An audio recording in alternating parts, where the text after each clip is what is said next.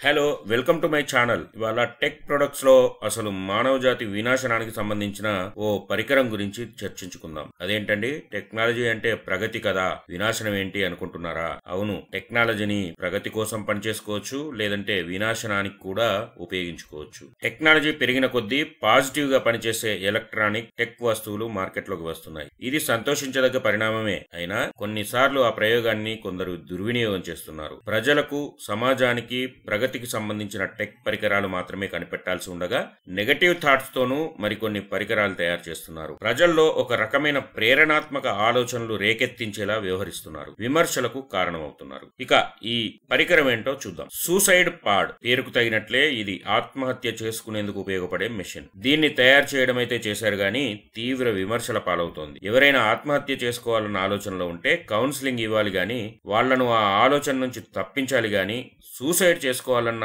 ఆలోచనను ప్రోత్సహిస్తూ ఏకంగా ఆత్మహత్య చేసుకునే ప్యాడ్ నే తయారు చేయడం ఏంటన్న ఆరోపణలు వెల్లువెత్తుతున్నాయి. సరే, అసలు దీన్ని ఎవరు తయారు చేశారు, ఎలా తయారు చేశారు, దీన్ని వాడే పద్ధతి ఏంటి వంటి వివరాలు తెలుసుకుందాం. అలాగే దీన్ని ఉపయోగించిన వాళ్ళు ఎవరైనా ఉన్నారా, ఉంటే ఆ పరిణామాలపై వచ్చిన రియాక్షన్స్ ఏంటి వంటి అంశాలను కూడా విశ్లేషించుకుందాం. స్విట్జర్లాండ్ కు చెందిన సార్కో అనే సంస్థ ఈ సూసైడ్ పాడ్ ను తయారు చేసింది. ఈ పాడ్ ద్వారా మందులు గాని, వైద్యులపై ఆధారపడాల్సిన అవసరం గాని లేకుండా ఆత్మహత్య చేసుకోవచ్చట. ఈ పోర్టబుల్ మిషన్ ను 3D ప్రింట్ చేసి ఇంట్లోనే అసెంబుల్ చేసుకోవచ్చట. ఆ కంపెనీ మెషిన్ తో పాటు ఇచ్చిన గైడ్ లైన్స్, ఉపయోగించే విధానం గురించిన వివరాలు ఫాలో కావాలి. తమ జీవితాన్ని చాలించాలని కోరుకునే వ్యక్తి స్వయంగా ఆ మెషిన్ ను ఆపరేట్ చేసుకోవచ్చని, ఎవరి సహాయం కూడా అక్కర్లేదని దీన్ని తయారు చేసిన సార్కో సంస్థ ప్రచారం చేస్తోంది.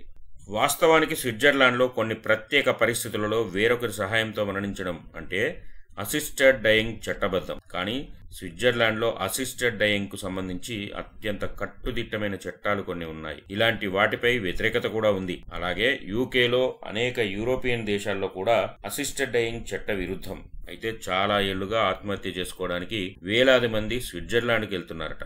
అయితే సార్కో సంస్థ తయారు చేసిన ఈ సూసైడ్ పాడ్పై చాలా వ్యతిరేకత వస్తోంది. వైద్యపరమైన పర్యవేక్షణ లేకుండా దీన్ని ఆపరేట్ చేయవచ్చనే ఆలోచనే భయాందోళనలు కలిగిస్తోంది. ఇలాంటి వాటి వల్ల యుథనేషియా అంటే కారుణ్య మరణం కేసులు పెరిగే అవకాశం ఉందని న్యాయ నిపుణులు ఆందోళన వ్యక్తం చేస్తున్నారు. అయితే ఇలాంటిదేదో మిషన్ ఉందని చెప్పేందుకే దీని గురించి ఇప్పటిదాకా వివరించా. కానీ అది ఏమాత్రం ఉపయోగించదగింది కాదు. అసలు ఆ ఆలోచనే కరెక్ట్ కాదు. మానవ జన్మ అనేది అత్యంత అరుదైన అవకాశం. దీనిని సంపూర్ణంగా అనుభవించాలి. సమస్యలు వచ్చాయనో, కష్టాలు చుట్టుముట్టాయనో, అప్పులు పెరిగిపోయాయనో, వేరెవరో వేధిస్తున్నారనో, ఇంకేదో కారణంతోనో ఆత్మహత్య చేసుకోవాలనుకోవడం చాలా తప్పు. ప్రతి సమస్యకు పరిష్కారం ఉంటుంది.